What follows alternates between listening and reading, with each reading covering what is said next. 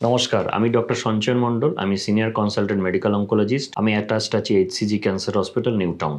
আজকে একটা very important topic নিয়ে আমাদের আলোচনা হবে। সেটা হচ্ছে কেমোথেরাপি বডির ভেতর যখন ঢুকছে কি করছে আপনার শরীরে। অনেক পেশেন্টই আছে, আপনাদের রিলেটিভস, আপনাদের ফ্রেন্ডস, যারা অনেকেই ক্যান্সার ডায়াগনোসিস হয়েছে এবং কেমোথেরাপি চলছে। আজকে আমরা ডিটেলসে জেনে নেবো যে কেমোথেরাপি শরীরের ভেতর যখন ঢুকছে অ্যাকচুয়ালি কি করছে। চলুন স্টার্ট করা যাক। কেমোথেরাপি যখন ভেতরে ঢুকছে তখন অনেকগুলো জিনিসের উপর কাজ করছে। একটা হচ্ছে ক্যান্সার সেলস এবং একটা নর্মাল সেলস, যেটা র্যাপিডলি প্রলিফারেট করছে, খুব তাড়াতাড়ি সেল ডিভিশন হচ্ছে। ক্যান্সার সেলের উপর যখন কাজ করছে তখন এটা কিভাবে কাজ করছে সেটা ডিপেন্ড করছে ক্যান্সার কি কেমোথেরাপিউটিক এজেন্ট আমরা ইউজ করছি। কিছু এজেন্টস যেমন রয়েছে ডাইরেক্ট ডিএনএ কে বন্ধ করে দিচ্ছে, কিছু এজেন্টস রয়েছে যারা হচ্ছে ক্যান্সারের যে সেল সাইকেল আছে সেটাকে বন্ধ করে দিচ্ছে, কিছু সেলস এর আমরা কাজ করছে যেটা ডাইরেক্ট অ্যাকশন করছে সেলের উপর। তার ফলে কি হচ্ছে, ক্যান্সার সেলের গ্রোথ বা সেল ডিভিশন বা ডিএনএ ড্যামেজ ডাইরেক্টলি হ্যাম্পার হচ্ছে এবং ক্যান্সার সেল মরে যাচ্ছে। ক্যান্সার সেল মরে যাওয়ার পর কি হচ্ছে, ক্যান্সার সেল যদি খুব হাই ভলিউমের টিউমার হয়, যেমন লিম্ফোমা বা হচ্ছে সার্কোমা, যেগুলো হচ্ছে খুব হাই ভলিউমের টিউমার,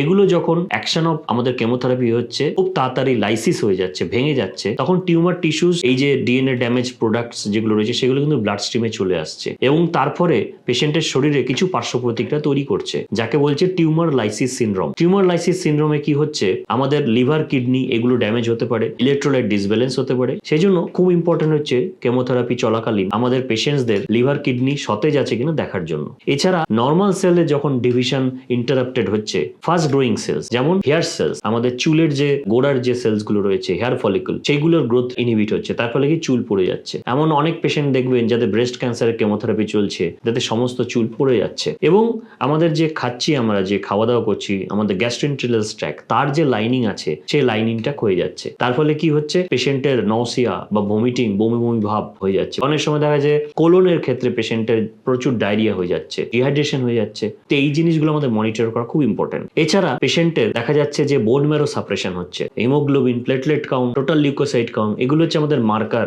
আমাদের স্টোর হাউস সেলের, যেগুলো আমাদের প্রোডাকশন করছে। যদি দেখা যায় যে বোন ম্যারো সাপ্রেশন হয়ে যাচ্ছে, কারণ বোন ম্যারোর সেলসও খুব র্যাপিড প্রোডাকশন হচ্ছে, কেমোথেরাপির জন্য সেটাও সাপ্রেসড হয়ে যেতে পারে। তাহলে সেক্ষেত্রে হিমোগ্লোবিন কমের জন্য অ্যানিমিয়া, প্লেটলেট কাউন্টের জন্য থ্রম্বোসাইটোপেনিয়া বা লো প্লেটলেট কাউন্ট, তার জন্য ব্লিডিং হতে পারে। আর ডব্লিউবিসি কাউন্টের জন্য নিউট্রোপেনিয়া হতে পারে। ফেব্রাইল নিউট্রোপেনিয়া ডেঞ্জারাস একটা সিচুয়েশন, যেখানে পেশেন্ট অ্যাকুট সেপসিসে ল্যান্ড করতে পারে বা ইনফেকশন হতে পারে। এছাড়া পেশেন্টের ইমিউনো সাপ্রেশন হয়ে যাচ্ছে। কেমোথেরাপি পাওয়ার জন্য পেশেন্টের টিউমার থেকে অনেক সময় সাইটোকাইন রিলিজ হচ্ছে, যারা এই ইমিউনো সাপ্রেশন বাড়িয়ে দিচ্ছে, পেশেন্টের সেপসিস বা ইনফেকশনের চান্স অনেক বাড়িয়ে দিচ্ছে। কিন্তু একটা পজিটিভ পয়েন্ট কি আছে, যে এই র্যাপিড ডিভাইডিং সেলস এর মধ্যে নর্মাল সেলস অনেক তাড়াতাড়ি রিকভার করে ক্যান্সার সেলের থেকে। সেই জন্য আমরা দুটো ক্যান্সার থেরাপির মধ্যে একটা ইন্টারভ্যাল দিচ্ছি বা সময় দিচ্ছি। কোনো কেমোথেরাপির প্রোটোকলে 7 দিনের ব্যবধান, কোনোটা 15 দিন ব্যবধান, কোনোটা 21 দিনের ব্যবধান। এইভাবে আমরা ডিভিশন করে ট্রায়াল করে আমাদের বার করা হয়েছে যে কোন কেমোথেরাপিউটিক এজেন্টে কত দিনের টাইম স্প্যান বা ইন্টারভ্যাল দিতে হবে, যাতে নর্মাল সেল রিকভার করে